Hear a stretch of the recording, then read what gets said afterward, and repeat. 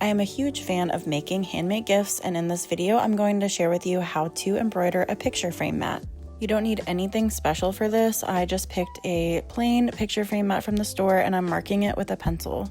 It's helpful to mark the center as well as where you want the design to end to make sure that it's placed properly. One thing that I didn't do that I kind of wish I would have was to mark where the picture frame actually overlaps on top of the mat. So definitely consider that when you're getting started. I stuck with really simple shapes, just circles and some leaves and a couple of stems. I do have a downloadable design that shows you how I drew the design as well as where I put the holes. I'll leave that linked down below in the description if you want to follow along. When you're embroidering on any sort of cardstock, it's best to pierce the holes first before you embroider. Just place the mat on some felt or a piece of foam, and then you can use an embroidery needle, but I also had a compass on hand, and I felt like that was a lot easier to use to pierce through the matting. The hole placement is in the downloadable document that I have on my blog post, but I basically just made some holes for where I wanted the stitches to start and end, and I just made them in relation to how long of stitches I wanted to make. Just make sure that you're not making them too close together because then you might create a larger hole.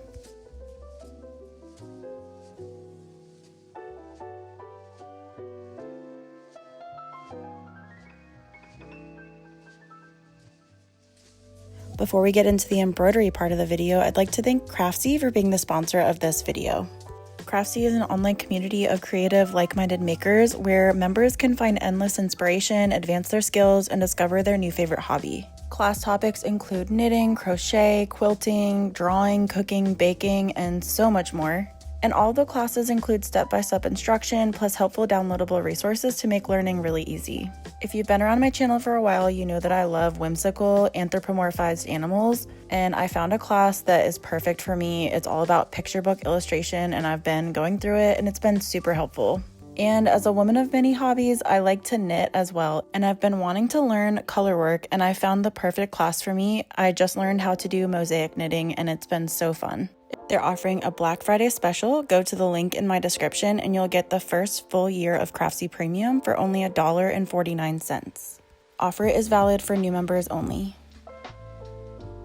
I kept the color palette pretty simple for this. I just did some pinks, yellows, greens, and white. For the most part, I started with a quilter's knot just to secure the thread. It makes it way easier to embroider through paper this way. One thing that differs from fabric embroidery is that you can't really feel where you're piercing through the fabric, so you might have to flip the mat over so you can see which hole you're going into. I was able to use 2 to 3 strands of floss at a time with the size holes that I made, and I decided to start in the very center doing the woven wheel flower. I made 5 straight stitches in the shape of a star, and they all share that center hole. You might feel like you're a little slowed down when you're embroidering through paper, but just take your time. It definitely requires a little bit of patience, but sometimes we need that. Then I went up directly beside the center with my needle, and I went ahead and started weaving under and over the spokes in a circular motion.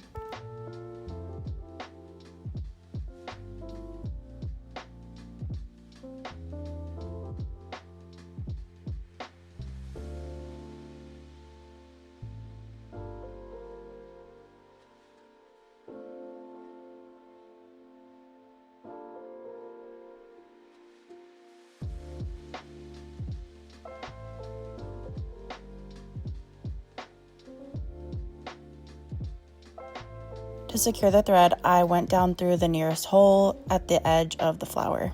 And to secure the thread, I'm just tucking it underneath some of the existing stitches along the back. Next, I'm going to do some lazy daisy flowers. These just use 2 holes, so I went up through one and then made a little loop and then went down that same exact hole. Then I go back up through the second hole and catch the loop. And again, I'll go back down that hole I just went up through to secure the stitch.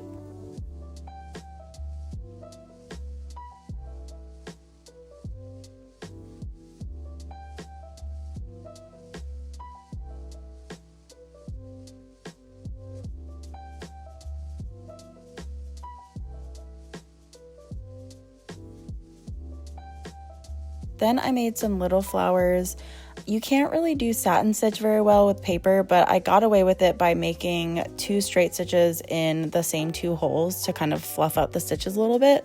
So that's what I did for the little flowers along the sides.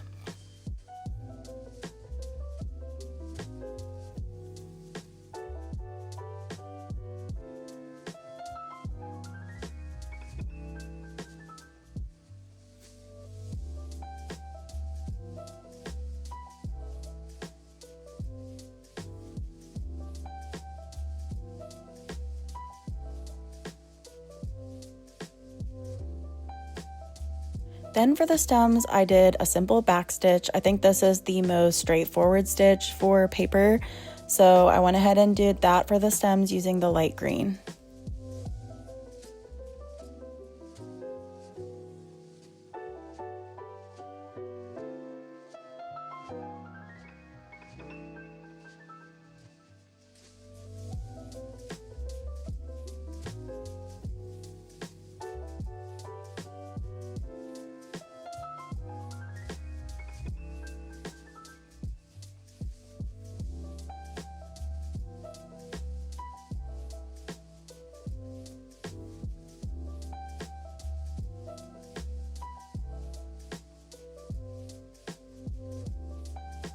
For the leaves, I went ahead and did some lazy daisies again. You could also do a couple of straight stitches similar to those flowers we did, but I just figured that that would give it a little bit more of a leaf shape.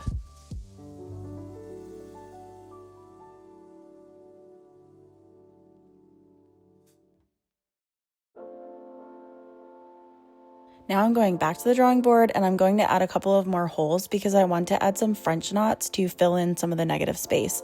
I didn't do this in the beginning just because I feel like it would have confused me in the pattern, so that's why I'm waiting and doing it now.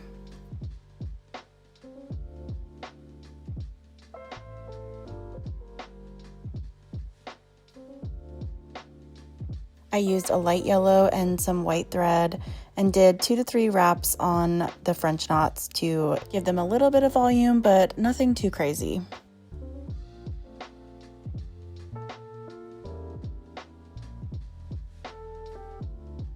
Depending on the stitches you use, you may want to omit the glass in your picture frame, but you can certainly put it back on. It just might smush the stitches down a little bit. But yeah, this project's pretty quick, but I feel like it's a really thoughtful idea for a gift for a loved one, and I hope you enjoyed it. Please consider subscribing if you enjoyed these embroidery tutorials, and I'll see you in the next video. Bye!